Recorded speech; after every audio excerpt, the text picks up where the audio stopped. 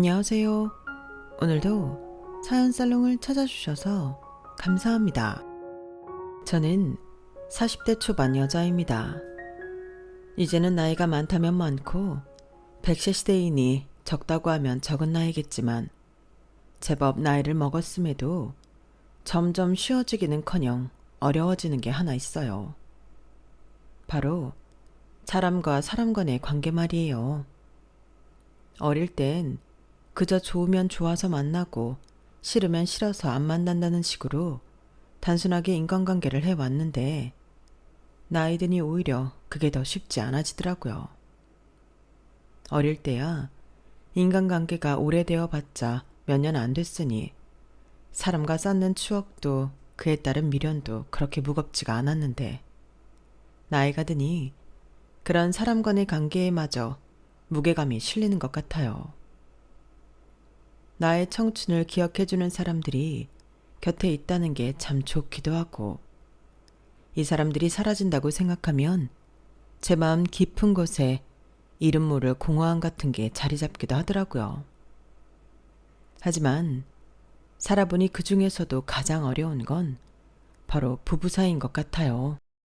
친구들이나 지인이야 조금 마음이 아프고 미련이 오래 가더라도 어떻게든 사라졌지만 제 반평생을 약속한 배우자에게는 더더욱 미련스럽게 굴게 되더라고요.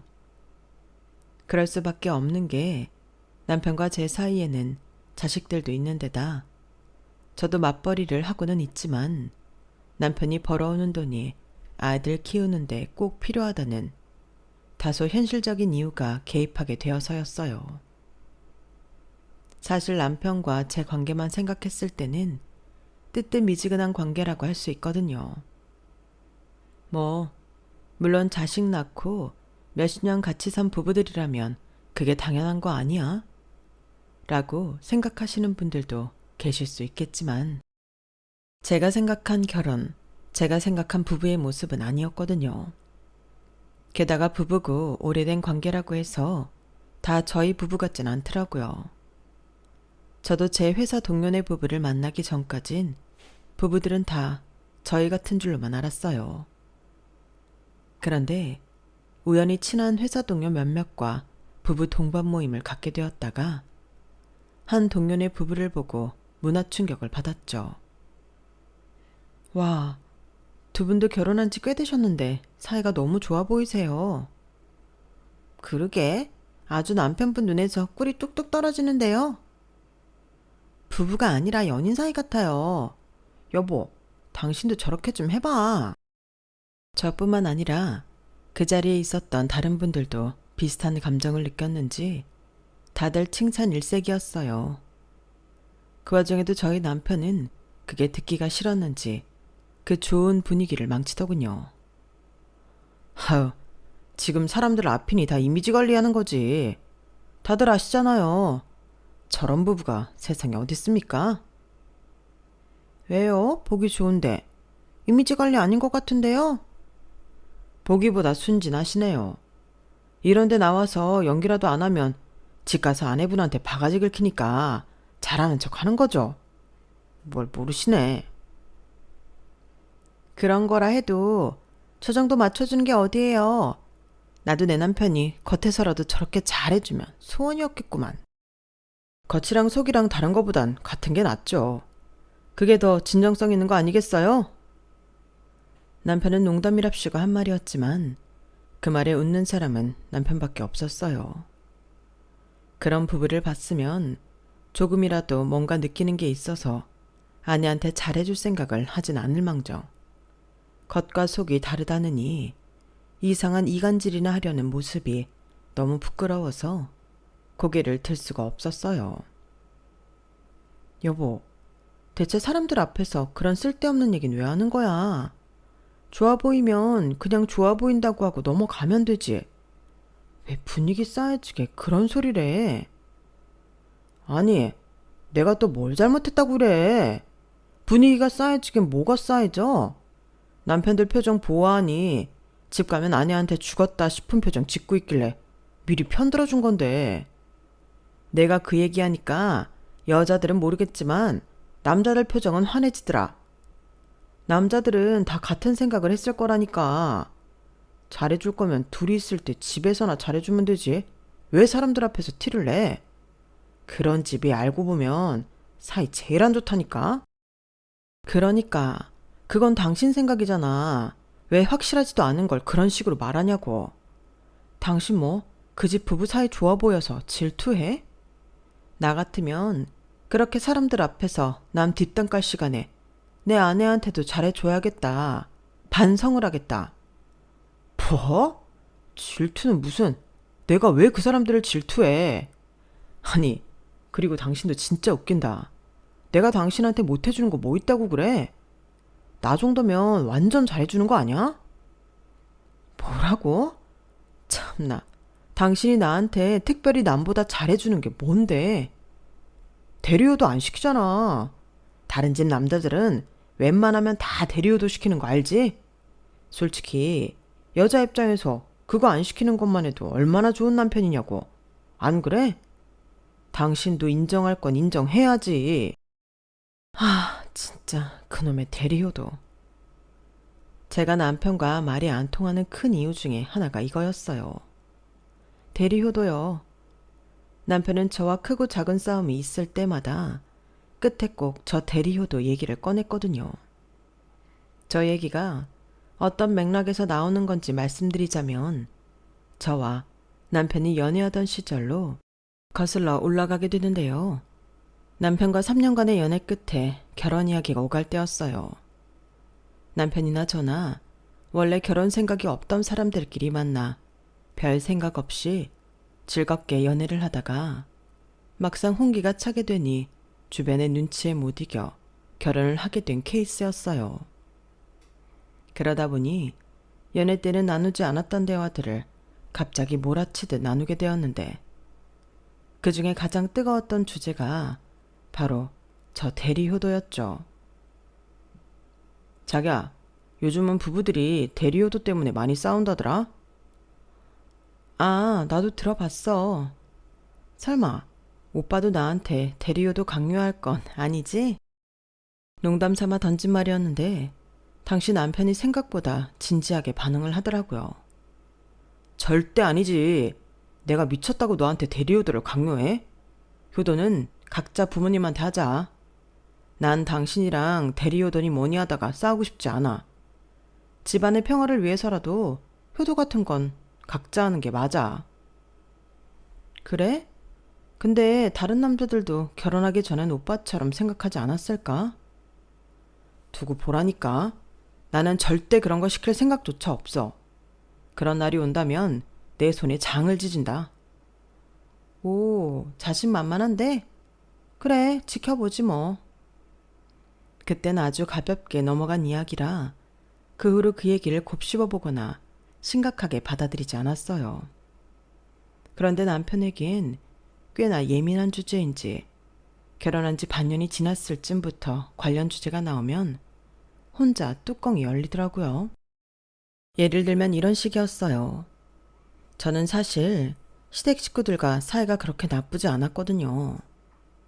남편에겐 여동생이 한 명 있었는데 제가 동생이 없어서 시누이랑도 친하게 지내고 시부모님도 딸이 있으셔서 그런지 저를 시댁살이 시키기는커녕 딸처럼 예뻐해 주셔서 저도 늘 시부모님께 감사하고 조금이라도 더 잘해드리고 챙기고 싶은 마음이 있었어요. 그래서 시댁에 갈 때면 남편이 굳이 나서서 이야기하지 않아도 시댁 식구들을 좀 더 챙기게 되더라고요. 여보, 이건 뭐야? 뭘 이렇게 한가득 쌌어? 친정 가져다 줄 거야? 응? 아, 이번에 나 일본 출장 갔다 와서 산 것들 있잖아. 저번에 어머님이 온몸이 쑤신다고 해서 파스 좀 많이 사왔어. 일본 파스 좋잖아. 이건 아버님이 좋아하시던 곤약 젤리랑 요새 자주 피곤해 하시는 것 같아서 비타민 영양제도 좀 샀어. 뭐? 아, 우리 집 건 안 챙겨도 된다고 했잖아. 됐으니까 장인 장모님 갖다 드려. 우리 엄마 아빠 건 당연히 따로 챙겼지. 시댁 나눠드릴 만큼만 산 거니까 걱정 마. 아니 진짜 됐다니까. 왜 시키지도 않은 짓을 해? 이렇게 당신이 쓸데없이 시댁 챙기면 서로 피로도만 높아지는 건 몰라? 피로도라니? 무슨 피로도를 말하는 거야? 당신이 이렇게 사소한 거 하나하나 챙기기 시작하면 나도 무슨 경쟁하듯 장인어른 댁에 선물 사가야 하잖아. 왜 그런 쓸데없는 기싸움판을 벌여야 하는 거야? 그게 어떻게 기싸움이야? 나는 그냥 어머님 아버님 필요하시다고 했던 거 생각나서 좋은 마음으로 챙긴 거야. 내가 친정 부모님만 챙기고 시댁 안 챙겨드려서 서운한 거면 몰라도 스스로 내켜서 챙겨드리는 건데 왜 그래? 당신 부모님, 당신 가족 챙기는 거잖아. 고마워해야 맞는 거 아니야? 내가 왜 당신한테 이런 소리를 들어야 해? 그러니까 왜 누가 시키지도 않은 짓을 하냐고. 진짜 나도 이해가 안 가서 묻는 거야.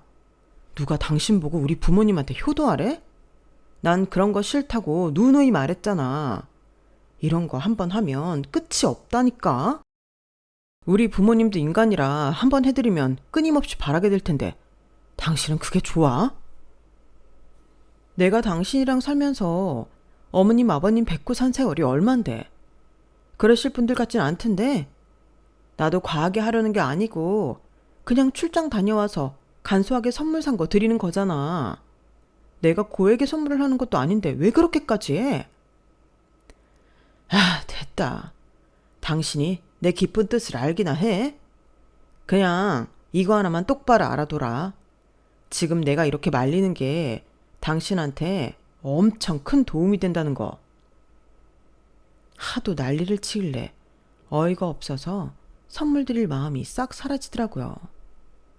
남편 말대로 혹시 시부모님들이 제가 해드린 것에 만족하지 못하고 더 해내라는 사람들이었다면 저도 이렇게 챙길 마음이 들지 않았을 거예요. 하지만 제가 봐온 시부모님은 그런 쪽이랑은 오히려 거리가 멀었거든요.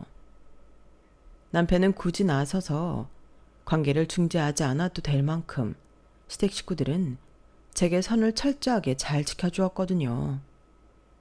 만날 때마다 친절하고 상냥하게 대해주시는 건 물론이고 저한테 한 번이라도 사소한 일이라도 시킨 적이 없이 정말 남의 집 귀한 딸처럼 대해주셨어요. 시누이도 마찬가지로 워낙에 절 잘 따랐고요. 시댁 이야기를 하면 주변에서 넌 정이 많아 탈이라며 시자 붙은 사람들은 믿지 말라면서 호들갑을 떨었지만 제가 느끼기엔 그랬어요. 사실 잘해들었다가 뒤통수를 맞는다 해도 그때부터 멀리하면 되는 일이니 적어도 잘해주실 때는 저도 잘해드리고 싶은 게 인간된 마음이었죠. 그런데 조금이라도 시댁을 챙기려는 모습을 보일 때마다 고마워하기는커녕 부들부들 떨면서 역정을 내는 남편의 모습이 좀 이상해 보였어요. 그렇다고 남편이 저희 친정이 그렇게 자루 딱 잰 듯이 선을 긋는 것도 아니라서 그것도 이상하더라고요. 제가 시댁을 못 챙기게 하는 것만큼 본인도 친정을 안 챙겼다면 벌써 이혼을 하고도 남았을 거예요. 그런데 이상하게도 남편은 또 저희 부모님께는 친절하고 예의 바르게 챙길 건 다 챙기더라고요. 그래서 하루는 순수하게 이유가 궁금해서 물어본 적도 있었죠. 여보, 근데 왜 당신은 우리 집 챙겨주면서 나는 시댁 못 챙기게 해? 당신은 억울하지도 않아? 당신만 우리 집 챙기는 게? 그런 게 어딨어. 당신 부모님이 곧 내 부모님이지. 나도 그냥 잘해드리고 싶어서 잘해드리는 거니까 너무 신경 쓰지 마. 당신은 그냥 편한 대로만 하면 돼. 당신이 우리 엄마 아빠한테 잘해주는 거 너무 고마운데 나도 사람이라 받기만 하자니 마냥 마음이 편하지만은 않아.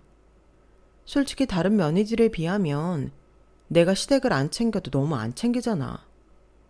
부러워하는 사람들도 있긴 한데 나도 보고 자란 게 있다 보니 언제까지 이렇게 모르쇠하고 살기가 힘들어서. 아, 진짜 걱정 말래도 아무리 지금 우리 부모님이나 내 동생이 당신한테 잘해준다고 해도 일정 수준 이상 친해지면 사람이란 게 다 본색을 드러내게 되어 있어. 그때 돼서 성격 안 맞아서 다 틀어지면 그 뒷감당은 누가 하게 될까? 나야 나. 당장은 당신이 우리 집 잘 챙겨주면 나도 편하고 좋지. 하지만 우리 결혼 전부터 얘기했잖아. 효도는 각자 알아서 할 수 있는 만큼만 하자고. 아무리 생각해도 이게 서로를 위하는 길이라니까. 남편의 말을 종합해보면 결국은 고부 갈등이 일어나는 게 싫어 그 근원부터 차단을 시키고 싶어 하는 걸로 보였어요. 제 입장에서 생각하면 마냥 나쁜 건 아니었지만 늘 마음 한켠이 좀 찜찜한 게 생각이 들긴 하더라고요. 얘들아, 남편이 시댁이랑 친해지는 걸 경계하는 것 같은데 니네 남편들도 그래? 응? 친해지는 걸 경계한다고? 우리 남편은 맨날 좀 더 친해져 보라고 강요하던데? 니네 남편 특이하다. 괜히 친해졌다가 싸움 날 일 만들기 싫다고 너무 잘해주지 말라고 하네. 보통 남자들이 자기 집에 더 해줬으면 하지. 이런 경우는 처음 봐서. 그러게, 신기하긴 하다. 하긴 괜히 친해졌다가 선 넘기 시작하면 좀 돌이킬 수 없어지긴 하지. 그냥 남편 말 들어. 원래 뭐든 관계가 적당한 게 좋잖아.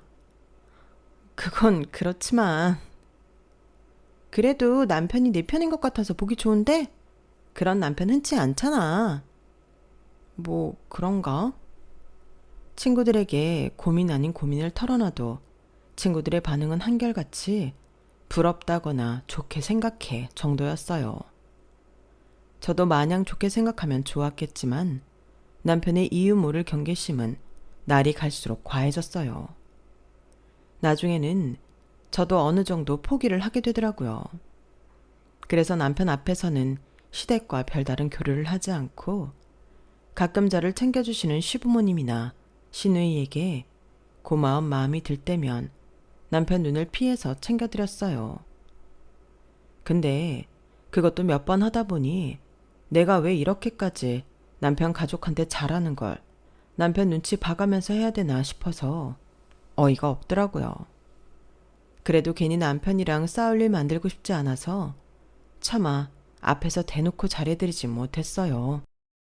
그러는 와중에도 남편은 저희 친정 식구들이랑은 아주 기가 막히게 잘 지냈어요. 한 번씩 친정에 안부 전화를 드리는데 그럴 때마다 부모님께서 남편 칭찬을 하셨거든요. 미정아, 이번에 김서방이 또 고기를 잔뜩 사다 보냈지 않니? 몸보신 하라면서. 어머, 그런 얘기 못 들었는데? 정말요? 그것도 아주 부위별로 보냈다. 주말에 김서방 데리고 놀러와. 같이 고기 구워 먹자. 알겠어요. 아무튼 내가 아주 사이복 하나는 기가 막힌다니까. 김서방이 무뚝뚝해 보여도 이렇게 챙겨줄 땐 확실히 챙겨. 남편한테 잘해. 그리고 이렇게 친정에 잘하려고 노력하는 게 이뻐 죽겠어. 네. 친정에 잘해주는 건 고마웠지만 남편을 너무 좋아하는 부모님을 보니 마음이 좀 이상했어요. 무슨 경쟁의식 느끼는 것도 아니고 본인은 친정 그렇게 챙겨주면서 잘 지내면서 왜 저는 일정 수준 이상 챙겨드리거나 친하게 지내지 못하게 하는지 도저히 이해가 안 되더라고요. 그러던 어느 날이었어요. 시누이에게 갑자기 전화가 왔는지 울었는지 목소리가 장난이 아니더라고요. 전화를 받자마자 뒷골이 서늘해졌어요. 새언니, 저예요. 지금 엄마가 쓰러지셔서 병원에 모시고 왔는데 오빠가 전화를 안 받아서요. 네? 어머님이 쓰러지셨다고요? 어딘데요? 지금 바로 갈게요. 여기 땡땡땡 병원이에요. 오빠랑 연락 닿으면 오빠도 좀 불러주세요. 알겠어요. 일단 걱정 마시고 계세요. 지금 바로 갈 테니까. 그때 저는 오랜만에 친구를 만나고 있었고 남편은 회식 자리에 나가 있는 상태였어요. 아무래도 남편이 한 번에 연락을 받지 못할 것 같아서 일단은 전화 몇 번에 문자 한 통 남겨두고 저부터 병원으로 달려갔어요. 아버님과 시누이가 사색이 되어 병원 복도에 앉아 있는데 마음이 철렁하더라고요. 특히나 아버님은 연세도 있으신데 얼마나 놀라셨을까 싶더라고요. 밥도 한 끼도 못 드셨다고 해서 아버님과 시누이를 데리고 근처 식당에 가서 든든하게 식사를 사드리고 다시 병원으로 갔어요. 어머님은 갑작스러운 심장질환으로 조치가 조금만 늦었어도 위험했을 뻔했다고 하시더라고요. 몇 달간 병원에 입원해서 치료를 받아야 될 것 같다고 해서 일단은 그렇게 하기로 했어요. 뒤늦게 문자를 확인한 남편이 병원에 달려와 구체적인 이야기를 전해주었죠. 건강하시던 분이 왜 그렇게 갑자기? 그러니까 어머님 연세엔 정말 모르는 일인가 봐. 아무튼 그래서 아가씨랑 이야기해봤는데 아버님은 연세가 있으시니 자주는 병원에 못 오실 것 같고 우리가 번갈아 가면서 병원에 들러서 어머님 좀 살펴봐야 할 것 같아. 일주일 단위로 바꿔가면서 보기로 했는데 어때? 뭐? 왜 그런 중요한 걸 내가 없는 자리에서 상의해? 아니, 당신이 연락이 안 되는 시간 동안 아가씨랑 그냥 아이디어 내본 거야. 그렇게 당신이 빠지면 안 되는 거창한 계획도 아니고. 병 가는 문제가 거창한 계획이 아니라고? 당신 쉽게 생각하는 모양인데 그게 그렇게 쉬운 게 아니야. 이건 내가 동생이랑 알아서 얘기해 볼 테니까 당신은 신경 쓰지 마. 간호는 병원에서 해줄 거고 우린 어머님 불편하시거나 필요하신 거 있는지 병원에만 번갈아 가며 가자는 건데 그게 뭐 어떻다고 그래? 아무리 일주일 단위로 바꾼다 해도 당신 혼자 다니는 것도 한계가 있으니까 교대로 가자는 거잖아. 근데 그것도 싫어? 당신은 좀 왜 그래? 다른 집 여자들 같으면 이런 문제에 빠지려고 하면 다들 좋아 죽을 텐데 왜 이렇게 우리 집안일에 못 껴들어서 안달이야? 어? 당신은 무슨 말을 그렇게 해? 내가 당신 집안일에 껴들고 싶어서 환장한 사람이야? 그래, 뭐 평소에 당신이 내가 시댁이랑 친하게 지내는 거, 마음에 안 들어하는 거, 그것도 솔직히 이해는 안 가지만 다 그렇다 치자. 근데 이건 왜 그러는 건데? 다른 것도 아니고 어머님 아프시잖아. 적어도 집안에 어른이 아프실 때는 가족이 전부 나서서 도와야 하는 거 아니야? 내가 어머님이랑 원수라도 진 사이면 모르겠는데 아니잖아. 어머님 건강하실 때 나한테 잘해주셨던 거 생각하면 내가 어떻게 마냥 모른 척만 해? 나도 어머님 간호해서 빼주면 편하지. 근데 사람이 어떻게 편한 것만 하고 사냐고. 그리고 당신도 이상해. 고부 갈등 일어날까봐 발발 떠는 건 알겠는데 너무 과하잖아. 당신은 우리 집에 잘해서 이쁨 받으면서 왜 나는 최소한의 도덕적이고 인간적인 도리도 못하게 하는 건데? 내가 어머님 아픈 거 모른 척하고 나 혼자 편하게 지내면 그게 정말로 편할 것 같아? 몸은 편하겠지만 마음이 안 편하잖아. 당신도 그러는 거 병이야. 알아? 내가 누누이 말했지. 효도는 당신 부모님한테나 하라고. 내 부모한테 내가 알아서 할 테니까 제발 관심 좀 꺼. 당신이 우리 부모님한테 이런다고 당신 앞으로 뭐 떨어질 거 하나도 없어. 알아? 그러니까 다른 집 며느리들처럼 무조건 희생만 하다가 후회하지 말고 좋게 말할 때 내 말 들어. 정말 아직도 그때를 생각하면 화가 치솟네요. 정색을 하면서 저런 말을 하는데 오만 정이 다 떨어졌어요. 제가 시부모한테 뭘 바래서 챙겨드리려는 게 아니라 그래도 남편 부모님이고 어머님이 쓰러지신 건 말이 다른 상황이잖아요. 그런데도 뭐가 그렇게 마음에 안 들어서 저를 병원 근처에도 못 오게 하려는 건지 도저히 이해가 안 되더라고요. 야, 오지 말라면 좋지 뭘 그래. 우리 남편은 어머님 아프셨을 때 나보고만 가라고 자기는 바쁘다는 핑계로 몇 번 오지도 않았어. 그때 얼마나 짜증났는지 알아? 그걸로 이혼할 뻔했어. 그거보단 못 오게 하는 게 낫지. 그거야 그렇다만 인간으로서 최소한의 도리도 안 하고 사는 것 같아서 마음이 너무 안 좋다. 왜 굳이 나서서 사이를 갈라놓으려는 거야? 정말 이해가 안 돼. 이번에도 괜히 나섰다가 난리치는 꼴 보기 싫어서 그냥 안 가고는 있는데, 정말 이래도 되는 건지 모르겠다. 어머님 병실에 발걸음을 끊는 건 정말 저로서는 큰 결심을 한 거였어요. 다른 때는 몰라도 사람이 아플 때만은 서운하게 하면 안 된다는 철학을 가지고 있었음에도 남편이 그 어느 때보다 예민하게 신경을 곤두세우고 있던 때라 엄두가 안 나더라고요. 이번에 이 문제로 제대로 싸우게 되면 정말 이혼 얘기까지 나올지도 모른다는 생각에 굳이 나서서 분란을 만들고 싶지 않았어요. 어머님이 그렇게 쓰러지시고 애써 모른 척하고 지낸 지 2달쯤 되었을 때였을까요? 신우이한테 먼저 전화가 왔어요. 그것도 받을까 말까 한참 망설이다 겨우 받았죠. 아가씨, 별일 없이 잘 지내시죠? 네, 새언니. 얼굴 안 뵌 지 꽤 된 것 같아서요. 새언니도 잘 지내시죠? 네, 저야 뭐. 어머님은 좀 어떠세요? 남편한테 소식 전해 듣고 있기는 한데 제가 직접 뵌 게 아니라서 궁금해서요. 조금 고민하다가 용기 내서 물어본 건데 수화기 너머로 갑자기 정적이 흘렀어요. 정적이 끝난 뒤 들려온 건 짙은 한숨이었죠. 새언니는 좀 해도 너무하신 것 같아요. 네? 그렇게 엄마 안부가 궁금하면 병실에 한 번쯤 와보실 수도 있는 거 아니에요? 맨날 말로만 시댁에 애정 있는 척 하시면서 행동으로 보여주시는 건 하나도 없고.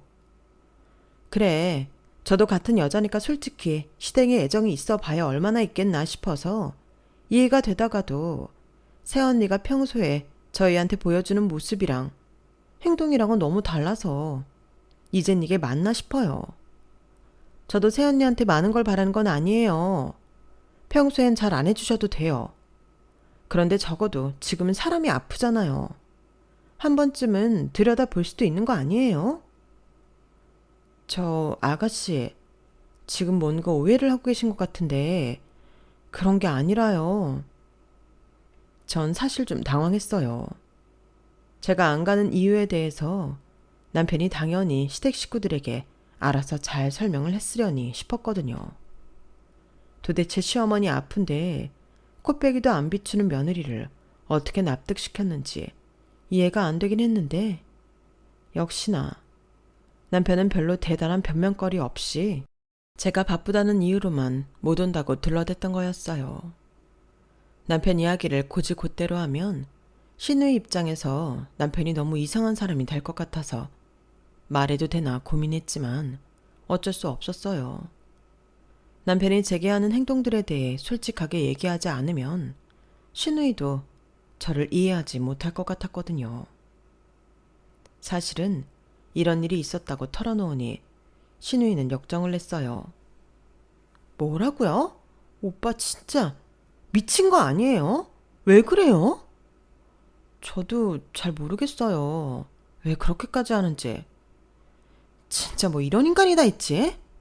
어쩐지 새언니가 막상 만나면 어떻게든 저희한테 잘해주려는 모습 보이고 저희를 좋아하는 것 같아 보여서 부모님도 그렇고 저도 그렇고 새언니 정말 좋아하거든요. 그런데 막상 만나면 괜찮은데 안 만나고 연락만 주고받는 기간에는 새언니가 어떻게 사는지 안부도 모르고 지내서 좀 보이는 것보다 매정한 구석이 있나 보다 했어요. 그런데 그걸 다 오빠가 맡고 있었다니 황당하네요. 아가씨는 남편이 왜 그러는지 뭔가 짐작하시는 게 있으세요? 전 남편이 하도 그래서 아가씨가 시집살이를 호되게 당하시나? 그런 생각까지 해봤어요. 아니에요. 저도 시댁이랑은 잘만 지내는데요. 솔직히 말하자면요. 저 딱 하나 의심 가는 게 있는데 전에 새언니 없는 자리에서 저희 부모님이 새언니 너무 예쁘다고 오빠한테 나중에 재산 물려줄 때 새언니 목도 좀 챙겨주고 싶다고 지나가듯 얘기하신 적이 있었거든요. 근데 그때 오빠가 불같이 화내면서 반대를 했었어요. 자기 아내지만 어쨌든 남의 핏줄인데 본인한테 줄 재산을 왜 나눠주냐면서요. 아, 생각해보니 그때 그렇게 오빠랑 부모님이 대판 싸운 이후로 새언니가 저희 집에 좀 소홀해졌던 것 같아요. 그래서 오빠가 거 보라고 며느리를 왜 믿냐고 했던 기억이 나거든요. 뭐라고요? 아, 진짜 정말이에요? 네, 제가 거짓말해서 뭐 하겠어요? 저도 솔직히 그때 언니한테 조금 서운했어서 정확히 기억이 나요. 저희 부모님 꿈이 항상 저희 집에 자라는 예쁜 며느리, 예쁜 사위 들어와서 다 같이 화목하게 지내는 거였거든요. 그렇게만 될 수 있다면 재산도 나눠줄 수 있을 것 같다고 노래를 부르셨는데 그때마다 오빠 표정이 안 좋았던 거 보면 그 이유가 아닐까요? 진짜 어이없네요. 시부모님 재산은 탐해본 적도 없는데 그동안 그렇게 저를 경계한 게 그 이유였다고 하면 납득은 가네요.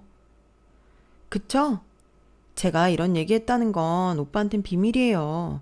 저도 새언니 그동안 정말 좋게 봐서 말씀드리는 거니까 오해한 것도 죄송하고요. 아니에요. 오해할 만했죠. 남편이 아무리 그래도 저는 제 할 도리를 했어야 했는데 하도 이 주제로 오래 자주 싸워서 이번에는 싸울 엄두가 안 났어요. 그럴 만해요. 마음 불편하게 해서 죄송해요. 새언니 사정 알았으니까 나쁘게 생각 안 할게요. 신우이는 본인이 한 말 때문에 제가 억지로 병실에 찾아올까봐 걱정하는 것 같았지만 저는 오히려 신우이가 해준 말 덕분에 좀 더 마음 편하게 병실에 방문할 수 있었어요. 일부러 남편이 안 가는 날 신우이네랑 겹치게 방문을 했어요. 안타깝게도 어머님은 오래 못 버티시고 돌아가셨는데 임종이 얼마 안 남으셨을 때 제 손을 꽉 잡아주시더라고요. 단신 자식들의 손을 잡아도 더 오래 잡고 계셔야 할 소중한 시간에 제 손까지 잡아주시는 모습을 보고 남편이 좀 의아해하는 것 같았지만 전 그 순간 정말 많은 감정을 느꼈어요. 남편 눈을 피해서라도 어머님을 돌봐드리길 정말 잘했다는 생각과 함께요. 어머님의 눈빛이 마치 그동안 고마웠다고 말씀하시는 것 같았거든요. 사실 어머님이 그렇게 돌아가실 줄은 가족 중 누구도 상상을 하지 못했어요. 병원에서는 계속 치료로 상태가 호전되고 있다고 했고 찾아뵐 때마다 어머님도 건강해 보이셨거든요. 이런 걸 보면 정말 사람 일은 한치 앞을 알 수가 없는 게 어머님이 잘 낫고 계신 줄 알고 남편과 싸우기 싫다는 이유로 제가 할 도리도 안 하고 피하기만 했다면 어머님이 돌아가실 때 그 죄책감이 이루 말할 수 없었을 것 같다는 생각이 들어요. 그때 저에게 보내주신 눈빛은 아직도 살면서 문득 생각날 때가 있거든요. 제가 저 편하자고 어머님을 끝까지 외면했다면 그때 다른 눈빛을 받을 수도 있었겠죠. 그런 걸 생각하면 정말 사람은 자기 마음 가는 대로 사는 게 맞는 것 같아요. 아무튼 그 일이 있고 난 후 남편과 저는 이유 모르게 좀 더 서먹해졌던 것 같아요. 남편도 그 자리에 함께 있었으니 분위기상 뭔가를 느꼈던 것 같긴 해요. 그 뒤로는 제가 시댁과 얼마나 교류를 하든 별로 참견은 안 하더라고요. 뭐 어쩌면 제게 재산을 나눠주자던 어머님이 돌아가셨으니 그런 위협이 없어져서 마음 편하게 먹은 걸지도 모르겠지만요. 그때 아버님은 그래도 아들에게 재산을 주는 게 맞지 않냐고 반대하셨다고 들었거든요. 시댁 재산이야 원래 저한테 돌아올 게 아니니 별 상관할 바는 아니었지만 어쨌든 남편이 어머님 돌아가시고 저에 대한 경계를 푼 건 우연이라기에 너무 절묘하고 괘씸했어요. 그래도 부부 사이라는 게 마냥 지나간 일 가지고 싸우자면 한도 끝도 없으니 그 정도는 가슴속 한켠에 묻어두고 살 수 있었어요. 그러다 드디어 올 게 왔죠. 제가 결혼하기 전에 아빠께서 위암이 발견되어 치료를 받다가 완치 판정을 받으셨는데 그동안 몇십 년을 건강하게 지내시다가 갑자기 다시 위암이 발견된 거예요. 완치 판정 받아도 다시 생기는 게 암이라곤 하지만 완치 판정 받은 후 몇 년간 그렇게 긴장하고 살아도 안 나타나던 게 무방비해질 대로 무방비해진 몇십 년 뒤에 나타나니 기가 찰노릇이었어요.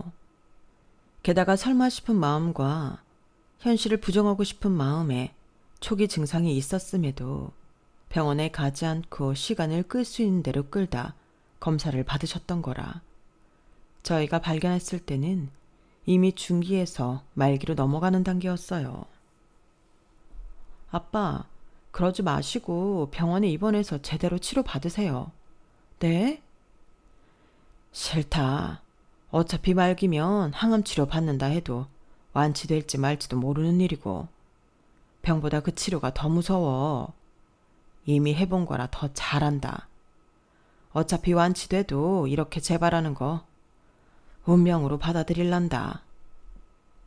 아빠께서도 정신적으로 충격이 크셨는지 입원을 거부하셨어요.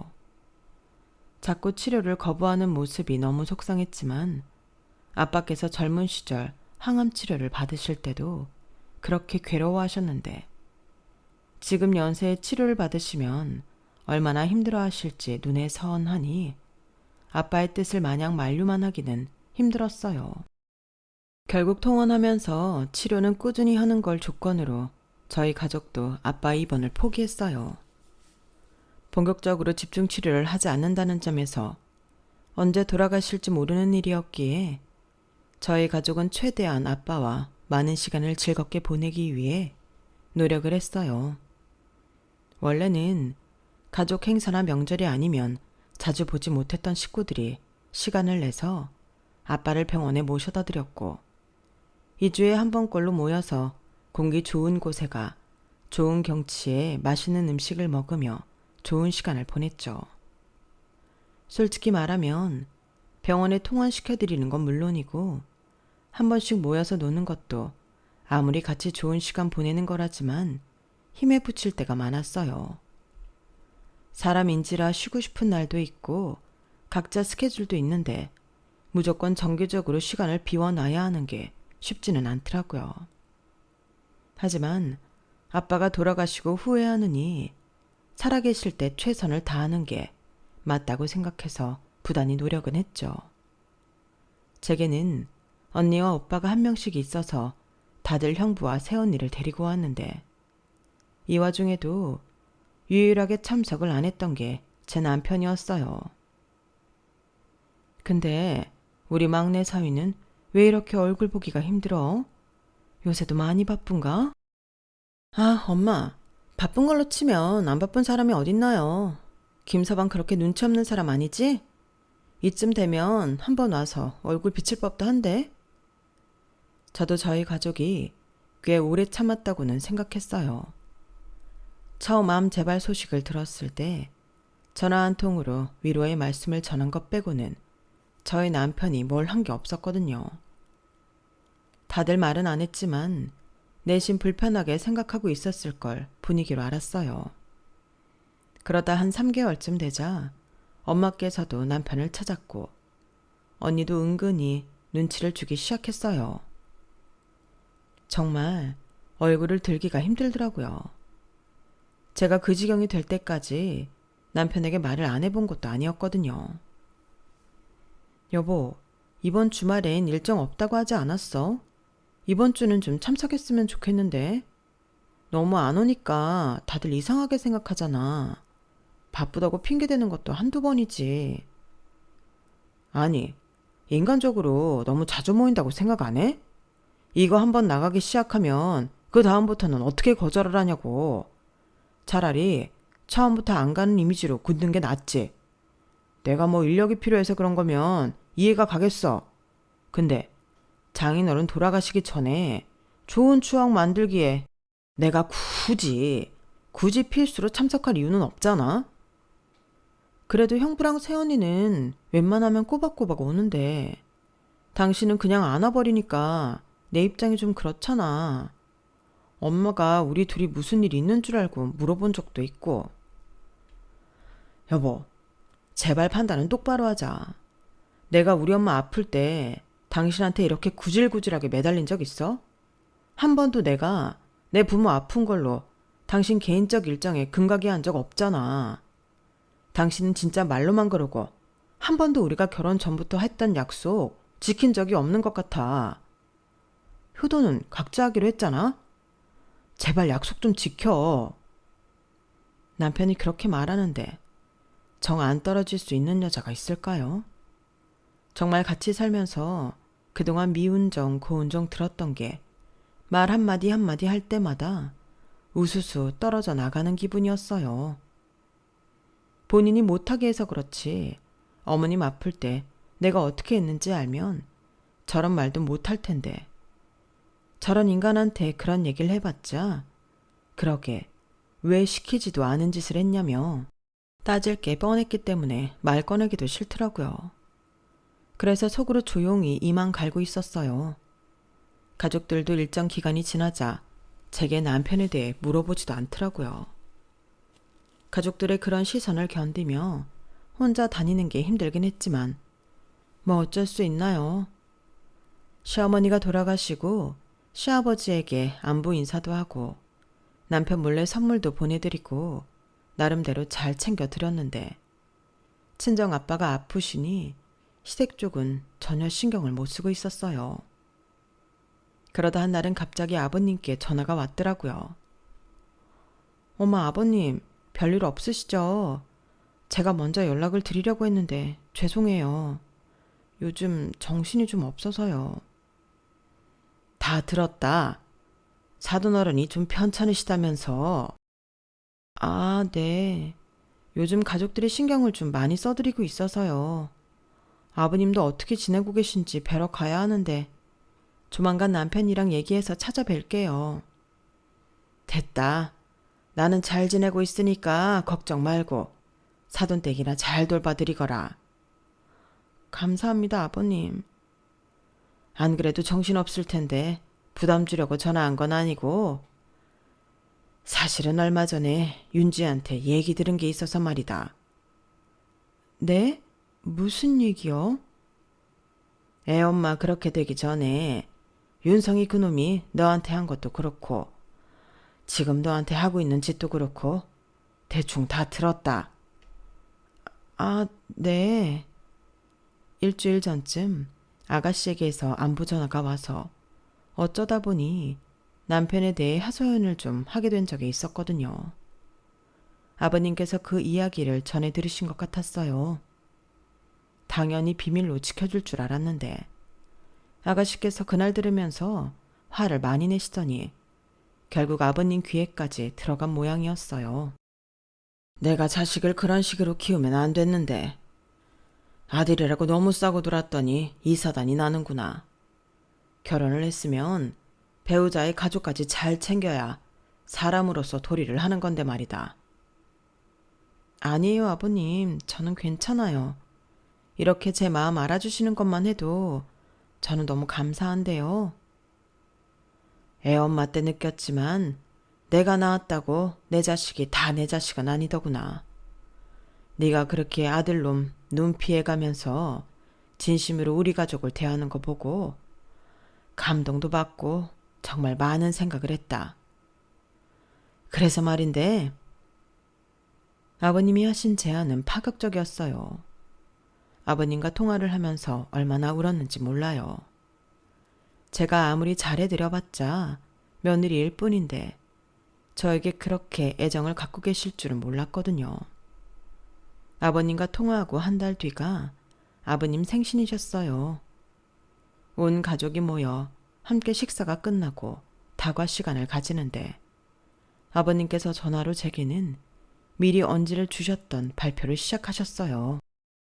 나도 나이가 나이니만큼 앞으로 얼마나 더 살 수 있을지도 모르니 유언장을 미리 작성해 뒀단다. 네? 아빠, 그런 걸 무슨 온 가족이 다 있는 자리에서 하세요. 당신 잠깐 제부랑 어디 좀 다녀와. 가긴 어딜 가니? 옆에 앉아서 같이 듣거라. 아니, 이런 민감한 문제를 그냥 저랑 윤지만 불러서 나중에 따로 하시죠. 다른 사람들은 몰라도 며느리는 유언 내용과 관련이 있으니 어쩔 수가 없다. 네? 그게 무슨 말씀이세요? 내가 내 몫으로 남겨둔 재산은 며느리와 공동명의로 물려주기로 했으니까. 뭐라고요? 아버지! 남편은 도저히 받아들이기가 힘든 건지 한 번에 알아듣지 못하고 뒤늦게 화를 내더라고요. 가족들 모두 시아버지의 파격적인 선언에 깜짝 놀라는 것 같았어요. 내가 내 재산 자식들한테 알아서 나눠주겠다는데 네가 왜 난리냐? 아니, 이 사람은 아버지 자식이 아니잖아요. 제 명의로 해주시면 제가 알아서 이 사람이랑 같이 사는데 잘 보태 쓰죠. 굳이 공동명의로 하시겠다는 이유가 뭐예요? 정말 몰라서 묻냐? 네? 정말 몰라서 묻느냐고? 네, 대체 이러시는 이유가 뭔데요?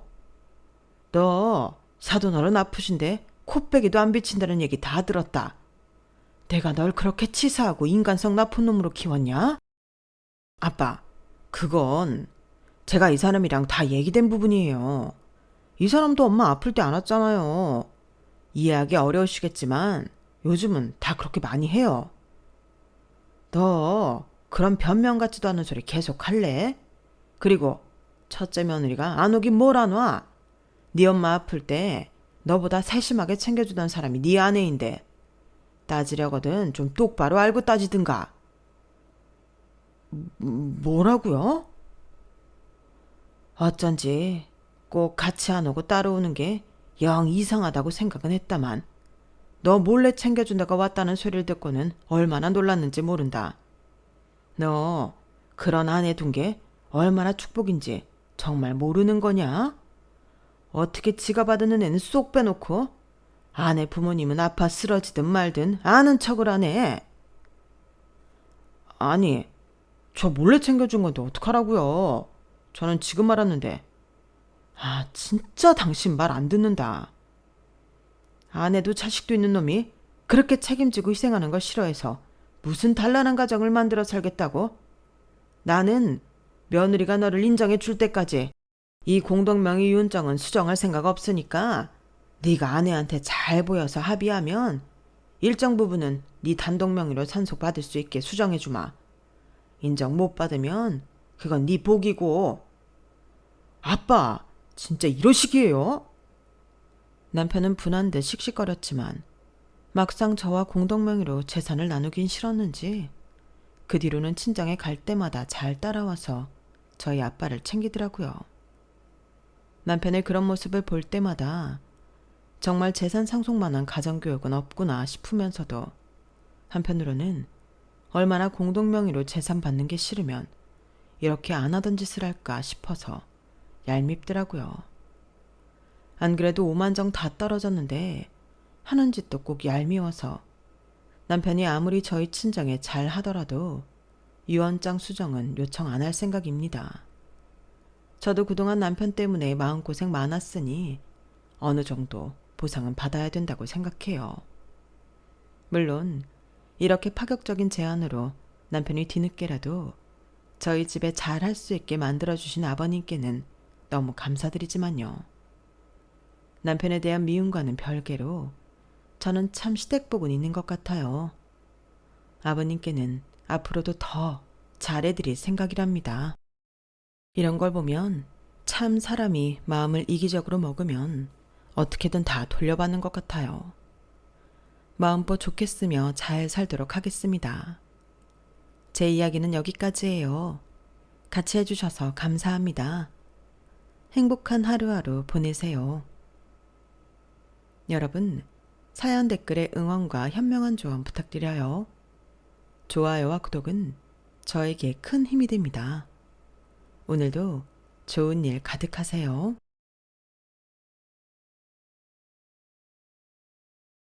안녕하세요. 오늘도 사연 살롱을 찾아주셔서 감사합니다. 저는 서울 영등포구에 살고 있는 30대 후반의 여성이에요. 저는 불과 1년 6개월 전 남편과 이혼을 하게 됐는데 그건 바로 남편이라는 놈이 정신 못 차리고 대형 사고를 쳤기 때문이었어요. 저 몰래 비트코인에 손을 댄 거 있죠. 그래서 모아놓은 돈 다 까먹었는데도 참 뻔뻔하게 나오더라고요. 남편한테 질릴 대로 질려서 이혼을 했는데 그 후에 또 어떤 일이 있었냐 하면요. 바로 남편의 누나, 그러니까 손희 씨 누이가 저한테 계속 돈을 요구한 거였어요. 지금부터 이 인간들의 만행에 대해 이야기해 볼게요.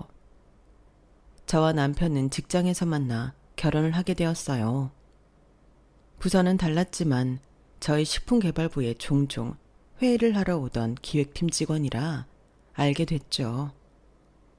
결혼할 때의 남편은 그냥 평범하고 어디서나 볼 수 있는 남자였어요. 적당히 술도 마시고 친구들과 어울리고 그런 사람이요. 회사 어디서나 볼 수 있는 직장인 그 자체였고요. 딸아이가 태어나고도 평범하게 좋은 아빠였는데요. 바로 우리 애가 6살 됐을 때, 그러니까 결혼하고 8년이 되어서야 이 사람의 본 모습을 알 수 있었네요. 남편은 저 몰래 대출이라는 대출은 다 받고 친구들한테까지 돈을 빌려서 비트코인을 한답시고 돈을 넣었다가 한 푼도 못 건졌어요. 저야 모르고 있었죠. 그런데 남편이 약간 불안해 보이고 사람이 정 같지 않게 집중을 잘 못하는 게 이상해서 아무리 물어봐도 괜찮다고만 하더라고요. 그런데 남편 후배가 저를 찾아와서 다 이야기하는 바람에 알게 됐어요. 저는 아이가 3살 때 회사를 그만두고 1년 정도 쉬다가 브런치 카페를 하고 있었어요. 남편 후배는 예고도 없이 카페로 저를 찾아왔어요. 형수님, 안녕하세요. 잘 지내셨죠? 카페 잘 되네요. 손님이 많아요. 어머, 진수 씨가 웬일이에요? 연락하고 왔으면 뭐라도 준비해 놓았을 텐데. 아니에요, 괜찮아요. 그보다 오늘 말씀드릴 게 있는데. 형수님, 재호 형이 여기저기 돈 빌린 거 모르시죠? 그이가 돈을 빌렸다고요? 저는 모르는데요. 혹시 진수 씨도 돈 빌려줬어요? 이럴 줄 알았어. 형수님, 재호 형이 주변에서 돈 빌려서 비트코인 하는 거 모르셨죠? 제가 알기로는 대출도 받은 것 같은데 형이 돈을 안 갚거든요. 저도 뭐 기다릴 수 있는 데까지 기다린 거라서요. 형이 전화도 안 받고 자주 피해서 어쩔 수 없이 형수님을 찾아왔어요. 그리고 형 이대로 두면 안 될 것 같아서요. 머리를 한 방 크게 얻어맞은 것 같더군요. 보니까 남편은 언젠가부터 크게 한 방 터트리는 거에 꽂혀서 누가 봐도 사기 같은 데에다가 자꾸 돈을 넣고 잃고 또다시 그 짓을 반복하고 있는 거였어요. 일단 제가 갖고 있는 돈에서 남편 후배한테 줄 수 있는 돈을 줬고 알려줘서 고맙다는 인사까지 했어요.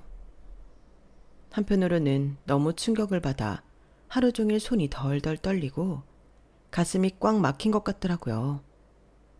저는 시댁에 큰 시누이 한 명만 있었어요. 신우가 잔소리 좀 하고 그런 건 있었지만 주변에서 겪는 시댁하고의 갈등 같은 건 없었기 때문에 나는 참 평탄한 인생을 사는구나 하며 감사하고 있었는데 갑자기 날벼락이 떨어진 거였어요. 집에 가서 남편 서재에 들어가 잠겨있는 서랍을 억지로 따봤더니 그 안에 대출 서류들이 줄줄이 있는데 그중에 제 이름으로 대출을 받은 게 3개나 있었어요. 금액도 만만치 않았고요. 저는 그날 밤늦게 집에 온 남편과 한바탕 싸웠어요. 아니, 어떻게 나 모르게 그 많은 대출을 받은 거야? 내 이름으로까지 대출을 받았고 지난달에 못 갚았더라? 이제 그럼 이거 다 나한테 독촉이 올 거 아니야. 어떻게 이럴 수가 있어? 내가 그래도 이 집만큼은 손 안 댔어. 나도 지킬 거는 지키려고 노력했다고. 진짜 앞으로 잘 될 거니까 그냥 좀 넘어가라. 그걸 말이라고 해? 그런 거면 왜 나한테 말은 안 했는데? 이거 하나도 안 갖고 나 신용불량자 만들려고 작정한 거야? 뭐야? 안 그래도 말하려고 했어. 네 이름으로 받은 대출이라도 네가 좀 갚으라고. 내가 진짜 한 방에 다 해결한다니까. 우리 이렇게 사는 거 지긋지긋하지 않냐? 인생 한번 멋지게 살아보고 싶지 않아? 지금만 넘기면 우리 그렇게 될 수 있어.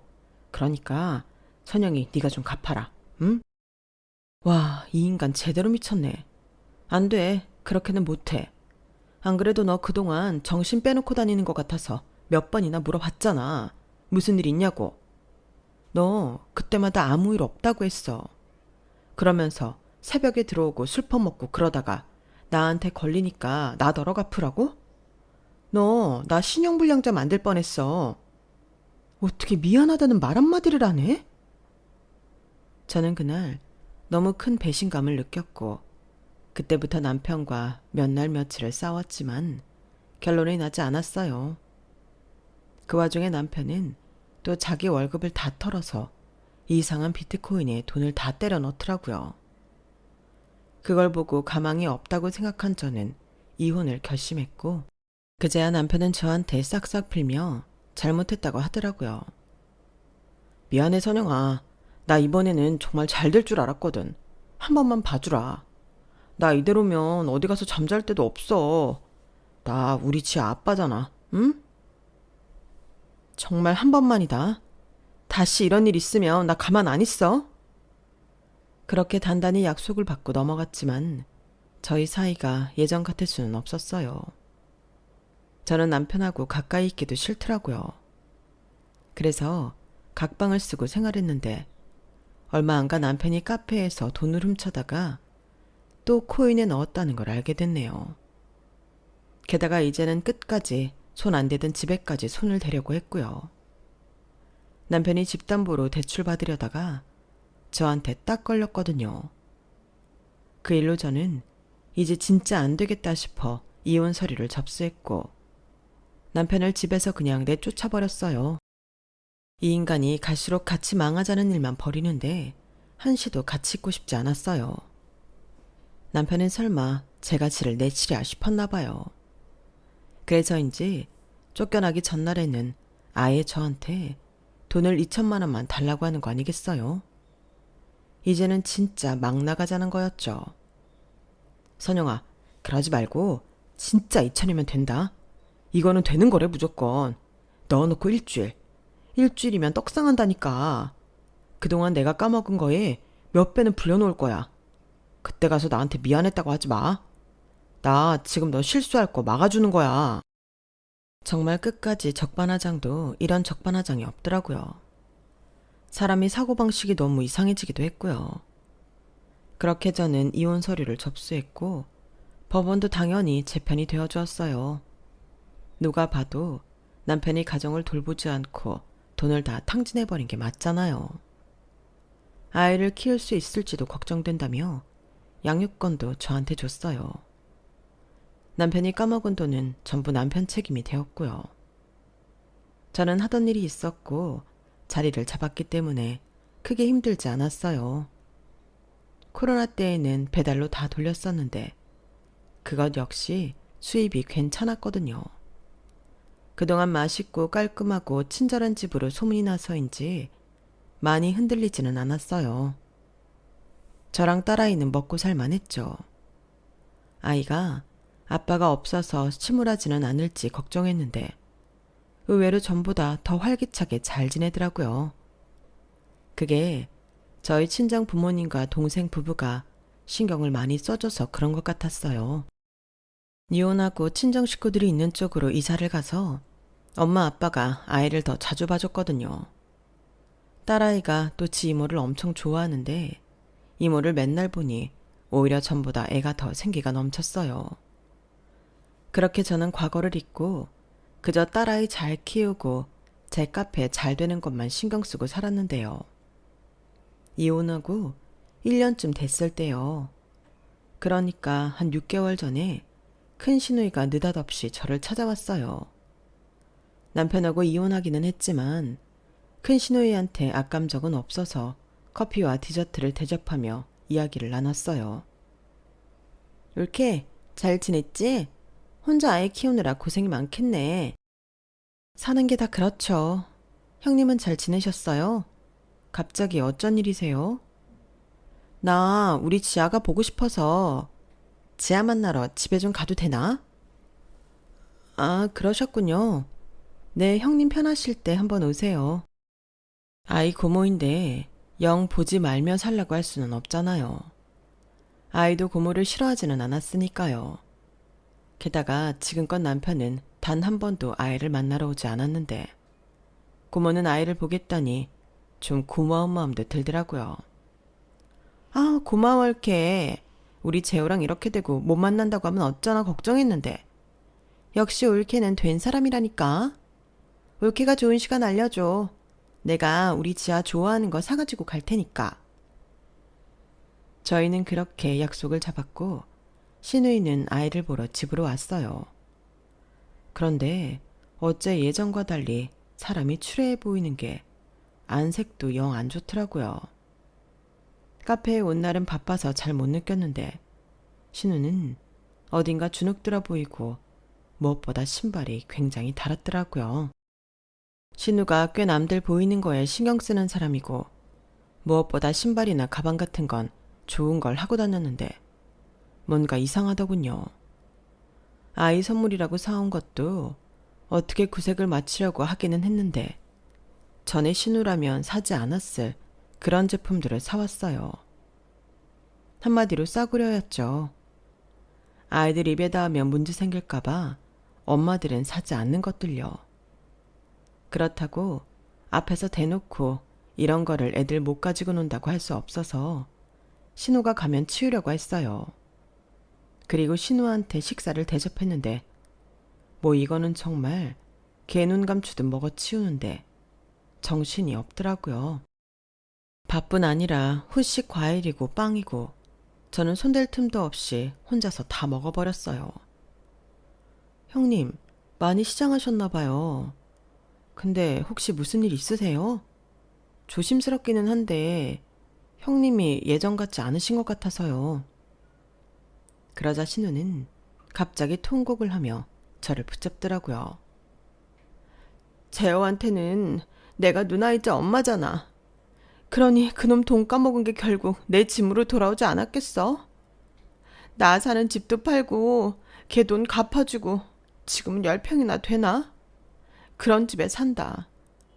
우리 남편이 3년 전 먼저 가지만 않았어도 이 정도는 아닐 텐데 정말 너무 힘들어. 재호, 그런데도 정신 못 차리는 것 같다. 나 정말 차비가 없어서 어디 나가지 못할 때도 있어. 내가 정말 염치불 구하고 이렇게 찾아왔어. 나 일자리 구하러 다닐 차비만이라도 좀 줄 수 없어? 식당이라도 취직하고 월급 나오면 바로 갚을게. 오죽하면 저를 다 찾아왔을까 싶더라고요. 남편은 여전히 정신 못 차린다는 것도 답답했고요. 남편 혼자 감당을 못해서 신우가 집까지 팔았다는 게 남편 놈이 정말 한심했어요. 그래서 저는 제 지갑에 있는 현금을 다 털어서 신우한테 지워줬어요. 다 해서 한 42만 원쯤 되더라고요. 형님, 얼른 좋은 일자리 알아보시고요. 지역마다 여성개발센터 같은 거 있는데 그런 데 가면 안정적인 직장도 찾을 수 있다니까 가보세요. 이거는 저한테 안 갚으셔도 돼요. 굶지 마시고요. 올케, 너무 고마워. 이 은혜 정말 잊지 않을게. 은혜라뇨. 그런 말이 어딨어요. 힘내세요, 형님. 저를 보며 미안해하고 부끄러워하는 신우가 참 안쓰러웠어요. 어쩌다 사람이 저렇게까지 됐나 싶고 남편과 이혼 안 했으면 나도 저랬겠다 싶어 소름도 끼쳤고요. 그런데 알고 보니 신우는 제 앞에서 연기를 한 거였어요. 이 사실을 알게 된 건 몇 달 전이었네요. 그 후로 신우는 툭하면 저한테 연락을 해서 돈을 달라고 했어요. 제가 42만 원을 주고 며칠 안 지났는데 전화를 해서 50만 원만 더 줄 수 없겠냐고 하더라고요. 당장 이것저것 나갈 것들이 있는데 생각을 못하고 저한테 받은 돈으로 면접 보러 갈 때 입을 것들 샀다나요? 저는 알겠다며 신우가 알려준 계좌로 돈을 보냈어요. 그런데 또 며칠 안 지나서는 이번에는 120만 원을 보내달라고 하더라고요. 형님, 제가 엊그제 50만 원 보내드렸는데 왜 또 돈이 필요하신데요? 120만 원은 제가 그냥 보내드리기가 좀 그러네요. 이유라도 알아야 할 것 같아요. 내가 몇 달을 재우 걔 때문에 돈 없이 살았더니 들어갈 데가 많네. 형님 직장은요? 어디라도 연락 온 데 없어요? 직장 구하러 면접 보러 가면 거기서도 교통비는 줄 텐데요. 돈이 어디 들어가는지 알 수 있을까요? 직장이라고 해봐야 월급 쥐꼬리만큼 주는 데라 못 가겠더라. 교통비라고 꼴랑 2만 원 그렇게 주는데 그 돈을 누구 코에 붙여? 올케, 너무 섭섭하다. 돈이 어디 들어가느냐고 하다니. 솔직히 올케도 책임 있지. 올케랑 재호 이혼하고 이렇게 된 거잖아. 그 말은 동의할 수 없네요. 그 인간 때문에 저나 우리 지아까지 큰일 날 뻔했다고요. 저 120만 원은 못 드리니 앞으로 이런 일로 전화 안 하시면 좋겠어요. 하, 이렇게 나오시겠다? 올케 돈 가지고 사람 되게 기분 나쁘게 한다? 저는 더 이상 대화가 되지 않을 것 같아 전화를 그냥 끊어버렸어요. 남편과 이혼했고 이제 저와는 아무 상관도 없는 사람인데 저한테 자꾸 돈을 요구하는 건 아니잖아요.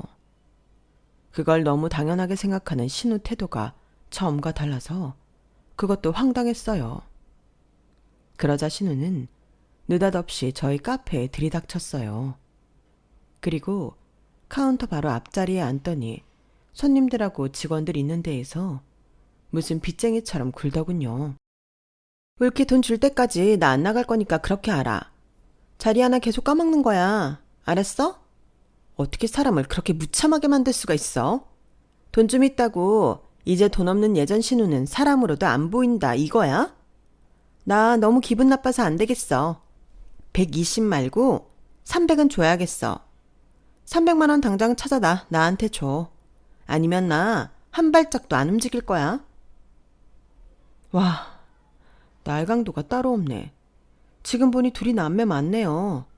하긴 콩가루 집안이 다 콩가루지. 누구 하나 멀쩡하겠어요? 저 이제 형님이라고 안 불러요. 아줌마, 계속 이런 식으로 나오면 경찰 부를 거예요. 우리 지하 고모라서 그나마 예의 지켰던 건데 이제부터 얄짤 없어요. 뭐? 아줌마? 이런 싸가지 없는 걸 봤나? 지아, 내가 데려가야겠어. 나 지아 이뻐해. 그리고 지아 우리 핏줄이야. 우리 김씨 집안이라고. 네가 혼자 애 데리고서 아주 유세 떠는데 더는 그 꼴 못 보겠다. 우리 지아 데려갈 테니까 그렇게 알아. 아줌마가 무슨 권리로 남의 딸을 데려가요? 내가 그냥 신우가 아니야. 나는 재호한테도 엄마나 다름없었어. 그러니 지아한테는 할머니라고 해도 될 사람이야. 어디 감히 나를 무시해? 그래? 그럼 나 지금 너 영업방해로 신고할 테니까 그렇게 알아. 감히 내 딸을 건드려? 너 죽고 나 죽는 거야. 제가 바로 휴대폰으로 112 전화를 걸자 신우는 예상을 못했는지 두고 보자며 바로 카페를 나가더군요. 하지만 그걸로 끝이 아니었어요. 신우는 가게 오픈 시간에 또 찾아왔어요. 당장 나가세요. 저 바로 경찰 신고합니다. 네가 돈만 줬으면 이런 일 없잖아.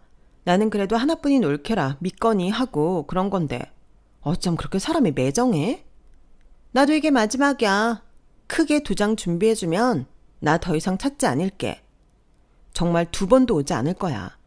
그러니까 2천만 원만 해줘. 안 그러면 나 우리 지아 찾으러 맨날 올 테니까 그리 알아. 양육권이 너한테 있다고 해도 우리 지아 볼 권리 없다는 뜻은 아니잖아? 지금 무슨 말을 하시는 거예요? 지아를 놓고요. 댁말대로 지아가 핏줄이고 손녀 같은 조카면 이러시면 안 되죠. 2천만 원이요? 저한테 맡겨놨어요.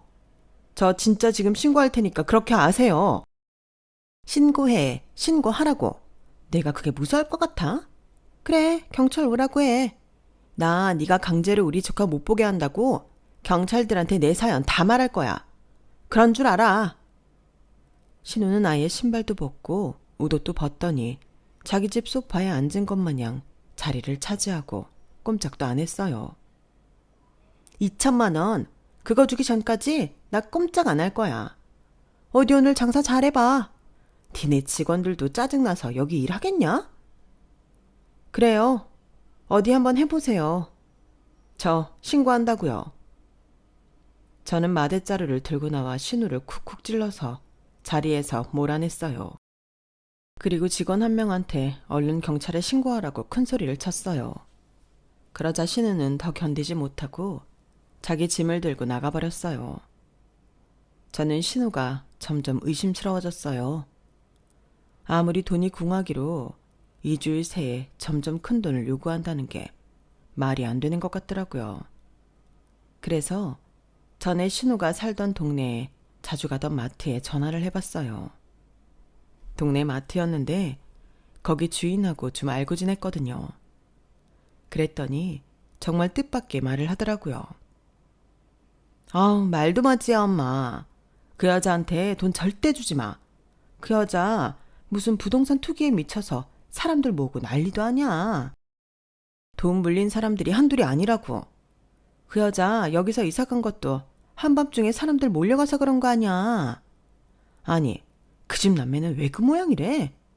지아 아빠는 비트코인에 미쳐서 지금 거의 폐인 수준이라는데 누나까지 저 지경이야. 무슨 부동산 투기를 하는 건지 몰라도 문제가 있다 싶더라고요. 이 인간이 사기를 치고 누구한테 갚을 돈이 있나 보다 했어요. 그러니 이판사판으로 우리 딸 가지고 협박을 하며 돈을 내놓으라는 거겠죠. 너무 화가 났어요. 지가 일 벌려놓고 저랑 딸애한테 무슨 짓을 하는 건지 황당을 넘어 분노가 끓어올랐어요. 그래서 저는 이대로 안 될 것 같아 마트 주인한테 물어봤어요. 혹시 그 여자 어디 가면 찾을 수 있는지 알아요? 나도 정확히 모르는데 저번에 사람들 말로는 지방 어디다 또 사무실 차려놓고 사람들 끌어모으고 있더래. 지금도 거기 있는 것 같아. 알았어요. 고마워요. 내가 밥 한 번 살게요. 에이, 그런 말 말고 그냥 오기나 해. 일 잘 해결하고 그러면 회포나 풀자. 저는 마트 주인이 알려준 장소를 찾아가 봤어요. 그랬더니 정말 허허벌판 한쪽에 컨테이너 하나 놓고는 신우이가 들락날락 하더라고요. 제가 거기 가기 전 알아본 바로는 그곳이 개발 예정도 전혀 없고 오히려 문화재 같은 게 있을 가능성이 있어서 보호 대상인지 그렇다고 하더라고요. 저는 좀 더 지켜봤어요. 거기에 다른 사람들이 오는 걸 봐야 확실히 사기를 치는 건지 알 수 있으니까요. 그렇게 1시간 정도 지켜봤더니 웬 사람들이 승합차를 타고 우르르 와서는 그 컨테이너로 들어가더라고요. 안에서는 신우이 목소리가 들렸어요. 오시느라 수고 많으셨어요. 여기가 이제 노다지가 될 여러분 인생을 바꿔줄 땅입니다. 요즘 부동산 안 된다고요? 다 헛소리입니다. 결국은 부동산입니다. 여기가 3년 안에 고급 아파트 단지가 돼요. 저는 그 말을 들은 즉시 바로 경찰에 신고를 했어요. 여기 부동산 투기 유도하는 사람이 있는데 아무래도 사기를 치는 것 같다고요. 신우한테 돈 물린 사람들은 자기들도 떳떳하지 못한 데가 있어서 신고를 못하는 게 있나 보더라고요. 그리고 경찰에 가도 자기들 돈을 못 받을 수 있으니 어떻게든 돈을 받고 발을 빼자는 심산이었고요. 얼마 안 가 경찰이 왔고 컨테이너 안에서는 한바탕 난리가 났어요. 사람들이 줄줄이 나오고 누구는 막 뛰어서 도망가고 누구는 울고불고 그러더라고요. 그런데 대체 무슨 수를 썼는지 신우이가 안 보였어요. 보니까 경찰이 들어가자마자 입간판 세운 뒤로 터놓은 문으로 나가 도망을 쳤더라고요. 정말 그런 머리는 어떻게 그리 잘 돌아가는지 그런 정신으로 왜 제대로 된 일을 못하나 싶었어요. 그리고 이틀 후 신우는 다시 저한테 연락을 했어요. 제가 전화를 다 씹었더니 이번에는 문자 폭탄을 보내더군요. 당장 돈을 해내라고요. 그러고는 정말 넘어서는 안 될 선을 넘은 게 학원 차를 타는 우리 딸 사진을 찍어 보낸 거였어요. 내가 우리 지아 지키고 서 있다가 데려갈 거니까 그리 알아. 아니 뭐 이런 사람이 다 있죠. 그 다음 문자는 더 가관이었어요. 나한테 손녀나 다름없는 조카를 네가 빼앗아 가서 보여주지도 않는다고 하면 판사도 나를 불쌍하다고 할 거야. 나한테도 지아 키울 권리가 있어. 우리가 친핏줄 아니냐. 그러니까 옳게 지아 계속 보고 싶으면 2천만 원 보내. 이 문자도 읽고. 알았어? 저는 이미 마음의 준비를 하고 있었던 터라 신우한테 전화를 했어요. 겁이 나긴 나나 보네. 그래도 딸내미 생각을 끔찍히 하는구나, 옳게가. 어떻게 돈을 드릴까요? 제가 지금 현금이 부족해서 계좌로 보내기는 어려워요. 친구 한 명 보내서 돈을 드려도 될까요? 그리고 이제 우리 지혜한테 이러지 말고 저희 앞에 안 나타난다고 약속해요. 그러면 바로 제 친구 보낼게요. 친구가 저한테 줄 돈이 있어요. 그 돈 주라고 하는 거예요. 진작에 이렇게 나왔으면 서로 얼굴 붉힐 일 없고 좋았잖아. 나도 네가 2천만 원 해주면 다시는 안 나타날 거야. 알았어요. 약속하는 거예요. 다시는 오지 마세요. 알았어. 그리고 고마워, 옳게. 아무리 재호랑 이혼했다지만 한 번 맺은 인연이 쉽게 끊어지겠어요. 지아도 있잖아. 그리고 옳게도 재호랑 다시 합치는 거 생각해봐. 나야 오지 말라면 안 오지만 그래도 옳게 우리 집안 사람이라 내가 하는 말이야. 욕이 턱밑까지 차오르는 걸 정말 겨우 꾹 눌렀네요. 여기서 괜한 말을 할 필요가 없으니까요. 정말 기막힌 게 저 자식 거지 만들 뻔한 인간하고 다시 합치라뇨. 정말 누구 인생 골로 가는 꼴 보겠다는 거지 뭐겠어요. 아무리 자기가 엄마 같은 누나라고 해도 진짜 제 시어머니도 아닌데 정말 선 넘는 말이었죠. 저는 아무 말 없이 일단 돈부터 받으라고 하고 전화를 끊었어요. 제가 진짜 돈 줄 생각은 아니었고요. 그런 식으로 신우를 안심시킨 거였어요. 제정신이 박혀 있으면 저런 사람한테 누가 2천만 원을 주겠어요. 게다가 아이 가지고 장사를 하는데 이건 당연히 신곡감이죠. 저는 신우를 컨테이너에서 찾은 날 바로 저한테 보냈던 문자들이며 전화통화 녹음한 거, 돈 보냈던 이력을 전부 들고 가서 경찰에 신우를 고소했어요. 그리고 딸한테 접근하지 못하게 접근 금지 신청도 해놓았고요. 그런데 딸을 지가 데리고 간다고 하니 이건 빼박이었어요. 그리고 신우와의 약속 시간에 신우가 만난 사람들은 바로 경찰이었네요. 신우는 저한테 전화로 악을 쓰며 난리가 났어요. 이게 뭐야, 그렇게? 내 뒤통수 친 거야? 내가 뭘 잘못했다고 경찰들을 불러? 진짜 이렇게 나올 거야? 제가 말한 친구가 그 경찰들이니까 순순히 따라가세요. 이봐요, 아줌마. 사람 그렇게 협박하고 뒤에서 사기치고 다니면서 이런 날 올 줄 몰랐어요? 나 이미 아줌마 경찰에 고소장 접수해놨어. 그런데 우리 지아를 가지고 또 날 협박해? 그래서 경찰이 아줌마 잡으러 간 거니까 그런 줄 알아. 이런 못돼 처먹은 걸 봤나? 네 심보가 그러니까 재호도 안 풀린 거야. 알아? 그 말도 안 되는 생각 좀 집어치우고 정신 차리라고요, 아줌마. 이런다고 정신 차릴 사람 같진 않지만요. 저는 신우한테 전화를 받고 바로 경찰에 전화를 한 거였고 경찰은 신우를 잡으러 약속 장소에 갔던 거였어요. 신우는 그렇게 경찰들한테 붙잡혀갔어요. 경찰서에 가서 변명을 한다고 난리였지만 신우가 잡혔다는 걸 어떻게들 들었는지 돈을 뜯긴 사람들이 몰려와서 경찰서가 아주 난장판이 되었었네요. 신우는 거기서도 어떻게 나왔는지 다음날 집 앞까지 찾아왔어요. 그것도 아주 아침 일찍요. 몰래 도망쳐 나온 것 같은 게 신발도 안 신고 있더라고요. 저는 정말 너무 깜짝 놀랐어요. 신우는 다짜고짜 제 머리채를 붙잡고 소리를 질렀어요. 너 진짜 나한테 죽어봐. 어떻게 사람을 경찰에 신고를 해? 그것도 네 손이 신호를? 왜 못해? 댁이 이제 나랑 무슨 상관이라고.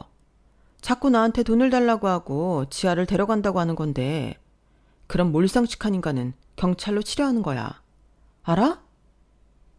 저도 바로 신우 머리채를 붙잡았고 신우는 저랑 힘겨루기를 하다가 제 풀에 지쳐서 뒤로 벌러덩 자빠졌어요. 아니, 사람이 어떻게 이렇게 뻔뻔할 수 있지? 몇 번 도와줬으면 그걸 고마워해야지. 사람들한테 사기나 치고. 부동산 투기? 어떻게 그럴 수 있어? 어디 가서 우리 지아 고모라고 하지도 마. 정말 창피하고 부끄러워. 당신 지아 인생에 얼씬도 못하게 할 거야. 아니, 우리가 남이야? 이럴 때 서로 도와야지. 어떻게 이렇게 사람을 비참하게 만들어? 나 당신하고 남이야. 너네 남매 집안 다 들어먹고서 남까지 망치려고 작정한 거 아니면 이게 뭐야? 댁이 부동산 투기한다고 돈 다 날리고 이제 사기까지 치는 거 모를 줄 알아? 그걸 네가 어떻게 알았어? 감춘다고 감춰줘. 댁이 살던 동네에 소문 다 났던데. 정신 차려 이 한심한 여자야. 저는 마지막으로 신우의 뺨을 한 대 갈겨버렸어요. 신우는 저한테 맞은 뺨을 붙잡고서 넋이 나간 표정이었고 저는 바로 경찰에 신고를 해서 경찰들이 신우를 다시 데려갔어요. 신우는 경찰차에 타면서 억울하다는 둥, 분하다는 둥 난리를 쳤어요. 나도 먹고 사느라 그런 건데 어떻게 이럴 수 있어? 돈 좀 가졌다고 사람을 이런 식으로 무시해? 나 잘못한 거 없어. 그리고 조카는 나도 볼 권리가 있는데 네가 그걸 함부로 못 보게 하는 것도 잘못된 거지. 자기가 돈이 필요해서 달라고 했고 다 갚을 건데 어떻게 자기한테 이러냐고 계속 난리길래 제가 말했어요. 아줌마, 뭐 착각하나 본데 지하 양육권 친권 다 나한테 있어. 그건 댁 동생이 말 안 했나 보네. 꼴에 그게 마지막 자존심이었나 봐. 지하 키울 권리는 나한테 있는 거니까 다시는 지하로 어떻게 해볼 생각하지 마. 어차피 당신 지하 제대로 키우지도 못하잖아. 그리고 나 댁의 동생하고 다시 잘해볼 생각 추호도 없고 남난된 지 1년도 넘었어. 그러니까 한 번만 더 댁 동생 들먹이며 나 찾아올 생각하지 말라고. 아, 분해, 억울해. 내 돈 2천만 원. 신우는 끝까지 정신 못 차리고 차에 타서도 소리를 지르더라고요. 신우는 이미 현장에서 도주를 하고 경찰서에서도 도망을 나와 유치장에 갇혀있게 됐어요. 다행히도 지아는 전날부터 부모님하고 여행 중이라 이런 꼴들을 안 받고 애가 충격받지 않았어요. 그렇게 저는 신우를 무사히 정리하게 됐네요. 결국 신우는 다른 사람들한테도 고소를 당해서 처벌을 받게 되었어요. 교도소에 가는 건 기정사실이라고 하더군요. 그런 일이 있고 나서야 남편은 저한테 자기가 잘못했다고 미안했다며 누나가 그러는 줄 몰랐다고 사과를 하더라고요. 그러면서 은근히 자기를 다시 받아줄 수 없냐는 식으로 말하길래 제가 매몰차게 끊어버렸어요. 그 집안하고 엮이면 저나 딸한테 좋을 게 하나 없으니까요. 그 후 남편도 다시는 저를 찾아오지 않고 전화나 문자도 하지 않네요.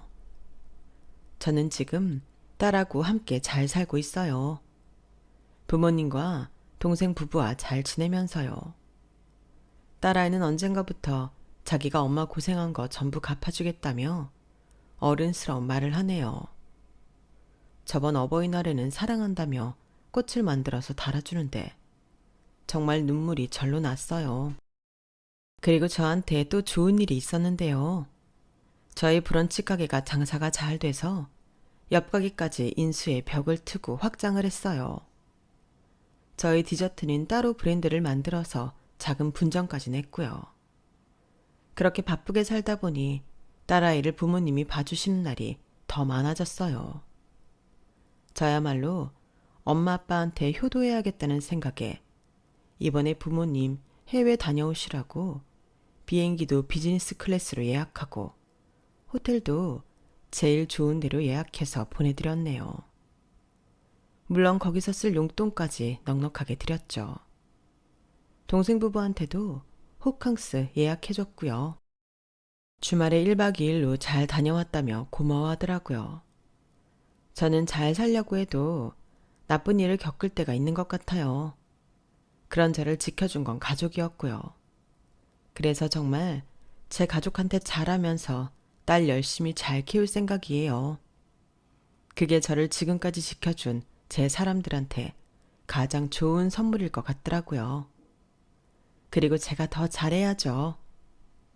제 이야기는 여기까지예요. 들어주신 분들 모두 건강하시고 늘 행복하시길 바랄게요. 여러분, 사연 댓글에 응원과 현명한 조언 부탁드려요. 좋아요와 구독은 저에게 큰 힘이 됩니다. 오늘도 좋은 일 가득하세요.